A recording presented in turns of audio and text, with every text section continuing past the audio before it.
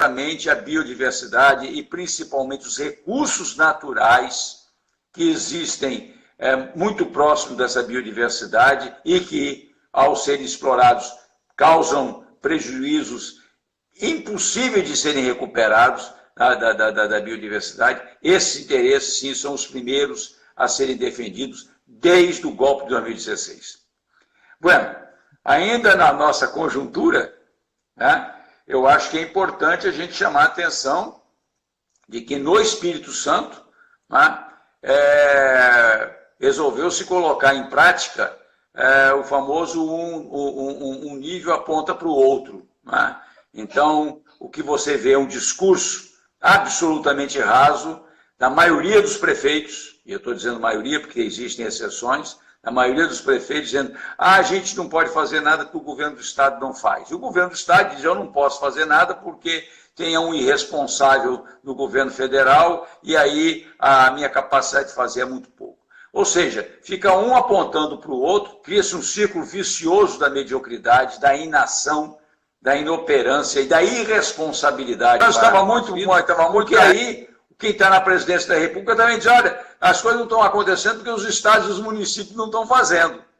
Né? E fica a população, principalmente a população mais carente, à mercê dessa irresponsabilidade e aí muito dependente daquilo que a gente pode chamar da solidariedade entre iguais ou e somos todos os humanos que somos iguais. Nesse sentido é que eu volto ao tema da nossa conversa, de como é que a solidariedade do cuidar do outro como o principal instrumento de eu cuidar de mim.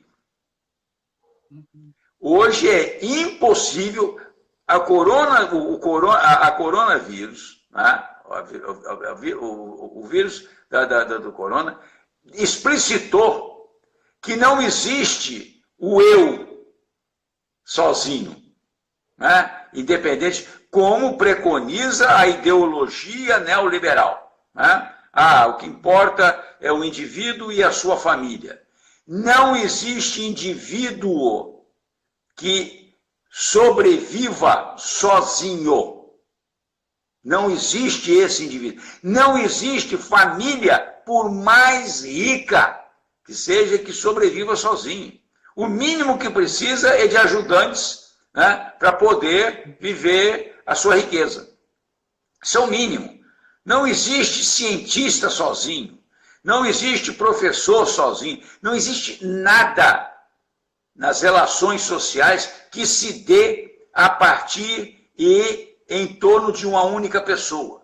Então, cuidar do outro, agora, mais do que nunca, fica claro que é um instrumento mais efetivo de eu cuidar de mim. E mais, do ponto de vista ético, cuidar da Mãe Terra é também uma maneira de eu cuidar de mim. Porque quando eu contribuo para a depredação do meio ambiente, eu estou também provocando desequilíbrios que acabam indo contra mim, contra a minha saúde, contra a minha possibilidade de sobrevivência. Até porque, como todos nós sabemos, diante da iminência do colapso do meio ambiente, né, dos riscos ambientais, né, o que está surgindo? Boa parte da humanidade desaparecer. Então, nós temos hoje duas grandes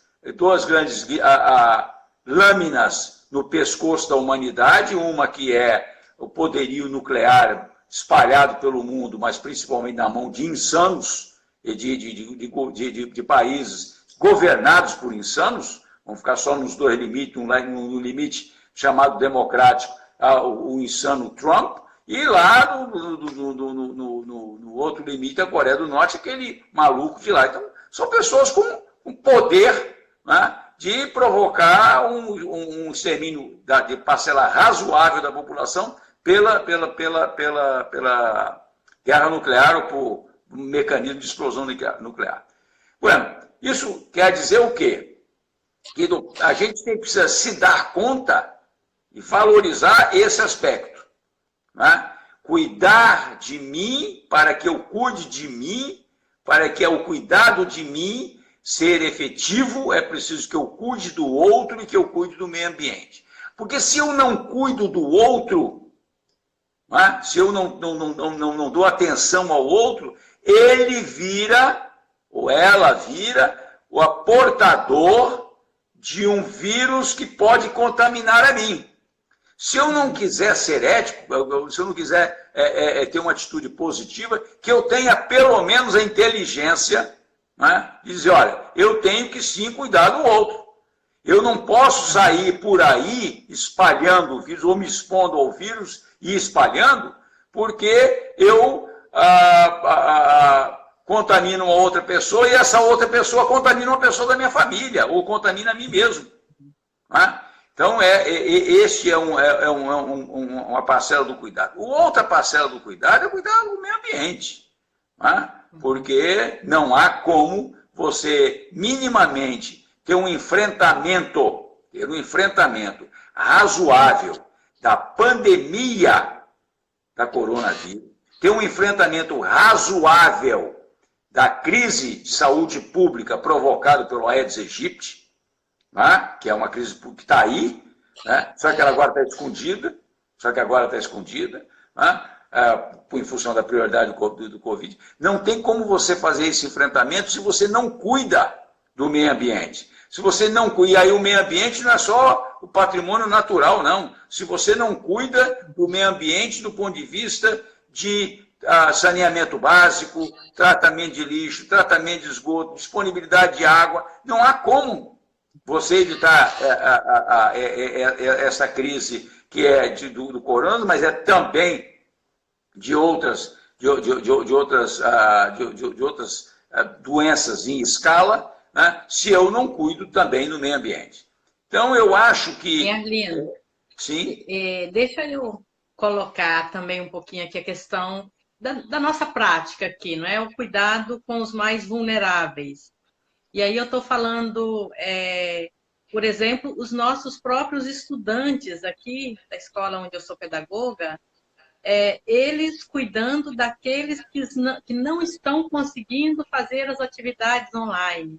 O que eles perguntaram na reunião? O que a gente pode fazer com os nossos alunos da educação especial? Como que a gente pode ajudar? Então, isso é muito bonito. Ou as costureiras da Oficina da Solidariedade, né, que já confeccionaram 8.000 máscaras, e essas máscaras sendo doadas, né, junto com as cestas básicas, nos projetos, para os moradores de rua. Semana passada nós mandamos quase 400 para os quilombolas do sul do estado. Enquanto eu tenho que ficar em casa, né, a costureira disse assim, então eu posso ajudar o meu próximo, eu já tenho que ficar em casa, então eu vou costurar, eu vou fazer essa máscara e doar para o meu próximo. Só que essas costureiras também, a maioria, né, perdeu, né, o emprego, ou não, tinha uma lojinha que precisou de fechar. Então, esse cuidado, enquanto valor ético, valor social, valor econômico, né, nós precisamos estar atentos a essa cadeia, não é, que vai se desencadeando um no outro. E aí tem um detalhe, né, Ivonete? O que me parece, se eu não cuido, eu crio um ciclo vicioso. Porque mais pessoas adoecem, mais pessoas têm questões sociais e piora a economia. Tá? Se eu cuido, eu crio o ciclo virtuoso. Ao cuidar do outro, ao cuidar do meio ambiente, eu diminuo a incidência, né? Ao cuidar de mim, cuidar do outro, cuidar do meio ambiente, eu diminuo a incidência da pandemia, eu diminuo os efeitos negativos da pandemia, né? E eu crio oportunidades, né, de colaboração, de solidariedade, né, que pode ser potencializada, por exemplo, deveria ser potencializada, por exemplo, por atitudes mais mais concatenados no poder público.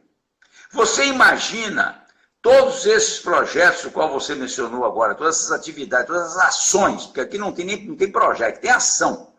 Se essas ações fossem potencializadas pelo poder público, você imagina o impacto que teria se, por exemplo, as cestas básicas distribuídas pela Secretaria de Educação tivessem como fornecedores prioritários os pequenos agricultores, a agricultura familiar, nos municípios ou nos municípios vizinhos.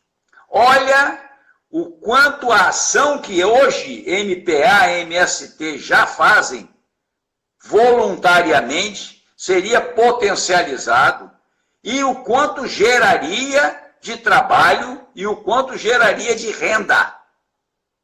Então, observe, o ciclo virtuoso é quando eu cuido do próximo, cuido do meio ambiente, eu melhoro a questão social e aí com o mínimo de envolvimento... Vai se conectando aí novamente. E aí, enquanto você se conecta, o Perli, obrigada, Perli, pela sua participação. E agora a Perli fez a seguinte colocação aí, né? A destruição da nossa biodiversidade com apoio ou omissão do governo Bolsonaro transformou o Brasil em pária internacional. A destruição da biodiversidade, o que nós estamos vendo com a destruição da Amazônia, pelos garimpeiros, os índios gritando socorro, né? Como eu falei antes, né? 83 povos, nações indígenas já atingidos pela Covid-19. Mais de 20 mil garimpeiros invadindo as terras dos Yanomamis. Então, estamos num país desgovernado. E aquilo que o Arlindo falava anteriormente, né? Os municípios jogam a culpa para os governos falam, né, que eles não agem porque o governo Bolsonaro é um desgoverno total. Então, um vai jogando a responsabilidade para o outro, um vai lavando as mãos, como Herodes fez, né, e se omitindo da responsabilidade. Arlindo, nós estamos te esperando. Entre novamente. Então, hoje, a nossa conversa, né, a conversa com quem gosta de aprender e compartilhar, esse subtema do cuidado, né? O cuidado enquanto valor ético, valor social, valor econômico. E aí, eu que moro aqui na periferia de Cariacica, quanto que nós estamos vendo o cuidado, né? Tânia está dizendo que o capital jamais perde. Sim, ele não vai perder, né? Enquanto nós não mudarmos também o nosso jeito de pensar, o nosso jeito de agir, de ver o mundo. Os produtores, né, do MPA, o MST, eles estão levando os produtos deles nas casas. Então, quando nós mudamos o nosso jeito, né, quando nós deixamos de comprar nos grandes comércios e valorizamos o pequeno produtor, nós já estamos colaborando, né? Isso, o nosso jeito de consumir, ele diz quem somos, né? Se nós alimentamos o capitalismo com o nosso jeito de consumir, ou se nós valorizamos aquele que cuida da terra, aquele que que trata bem, né, também o outro. Se nós começarmos a perguntar, né, os produtos que nós utilizamos, né, de onde ele vem, ele foi, ele foi feito através de trabalho escravo, trabalho infantil. Se nós começarmos a nos questionar, a perguntar, né, e a mudar o nosso jeito de fazer e de ver as coisas, mas é um olhar, é a mudança no olhar, é a mudança no ser, é a mudança de vida. Porque nós nascemos e vivemos e somos contaminadas por esse sistema de morte, esse sistema que ele valoriza a pessoa por aquilo que ela tem, não por aquilo que ela é. Então, quando nós falamos agora assim desse cuidado, que o Arlindo estava dizendo, né? O cuidado uns com os outros, porque se eu não cuido do outro, né? Ele pode, não é, me transmitir o vírus. E assim mesmo, se eu não protejo a mim, eu posso transmitir isso também para os outros. A colonização das nossas subjetividades, né, Tânia? É. É. E aí, assim, gostaria. Será que o Arlindo não vai voltar? Porque ele é a peça fundante aqui na nossa live. Mas, enquanto isso, eu estava dizendo nessa questão do cuidado, né? E que a gente tá percebendo e vendo isso, eu como professora, pedagoga, esse cuidado também com os professores, que agora nós estamos num momento totalmente de insegurança, de desconstrução também de tudo aquilo que nós sabíamos fazer. Nós tínhamos uma maneira de dar aula, agora precisamos aprender a lidar com as novas ferramentas, com essas novas tecnologias da comunicação, e muitas vezes a maioria não consegue lidar. Então precisa aprender, ou alguém que aprendeu um pouco mais, né, com paciência, com solidariedade, ajuda o outro. E aí mudou totalmente, mudou o ritmo da música, mudou. E os nossos alunos que já dava assim, um show nessa questão da tecnologia, né, de lidar com o celular, com as novas mídias, nós precisamos aprender deles. Então, como eu falava das costureiras, né? Então, eu estou acompanhando o projeto da Oficina da Solidariedade, que são 22 costureiras que estão costurando máscaras aqui em Cariacica, em Vitória, Vila Velha, Guarapari.